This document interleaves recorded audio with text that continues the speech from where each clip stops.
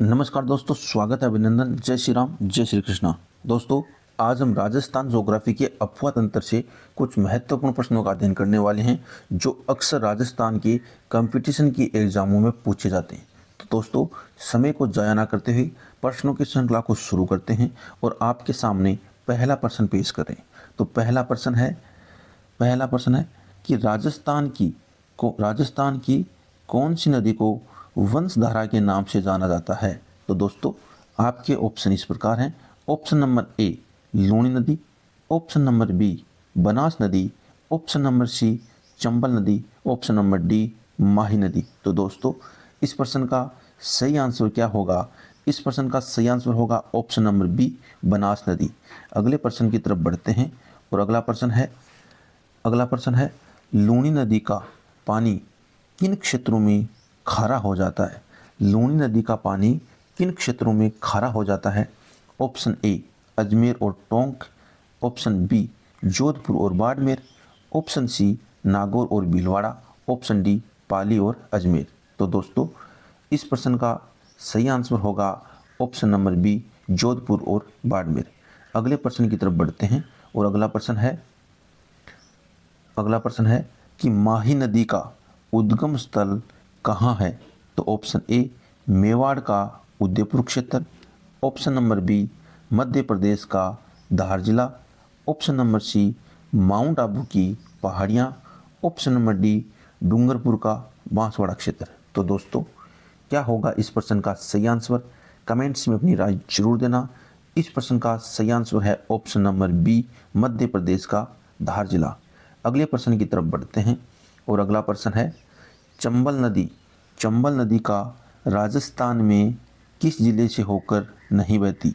दोस्तों, प्रश्न को ध्यानपूर्वक पढ़ना कि चंबल नदी राजस्थान में किस जिले से होकर नहीं बहती। तो इस नहीं पर गौर कीजिएगा।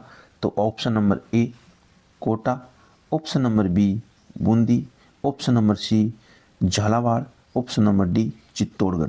तो दोस्तों, क्या होगा इस प्रश्न का सही आंसर? इस प्रश्न का सही आंसर है ऑप्शन नंबर डी चित्तौड़गढ़। अगले प्रश्न की तरफ बढ़ते हैं और अगला प्रश्न है साबरमती नदी राजस्थान के किस जिले में प्रवेश करती है? तो आपके ऑप्शन इस प्रकार हैं।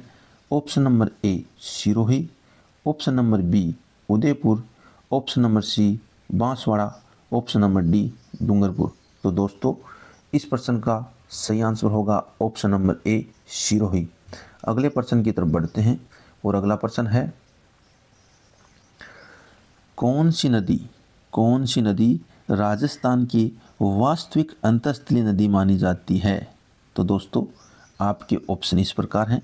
ऑप्शन नंबर ए लूणी नदी, ऑप्शन नंबर बी बनास नदी, ऑप्शन नंबर सी जवाई नदी, ऑप्शन नंबर डी माही नदी। तो दोस्तों, क्या होगा इस प्रश्न का सही आंसर? इस प्रश्न का सही आंसर है ऑप्शन नंबर ए लूणी नदी। अगले प्रश्न की तरफ बढ़ते हैं और अगला प्रश्न है बनास नदी किस स्थान पर जाकर समाप्त हो जाती है? तो दोस्तों, आपके ऑप्शन इस प्रकार हैं।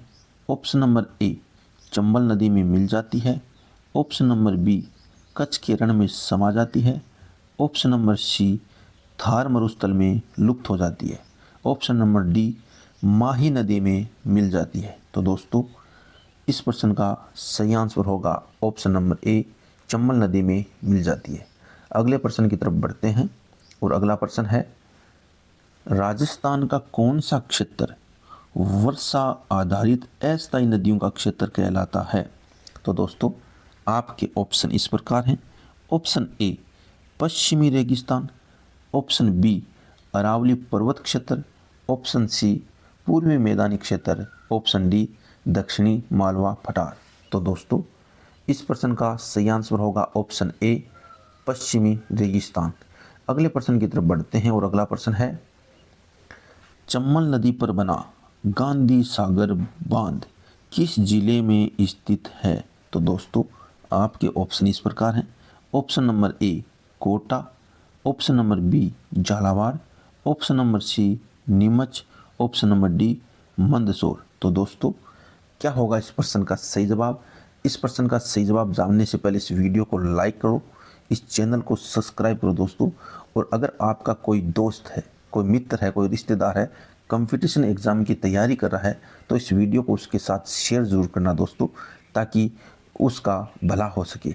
तो दोस्तों, इस प्रश्न का सही आंसर होगा option number C, Neemuch Madhya Pradesh.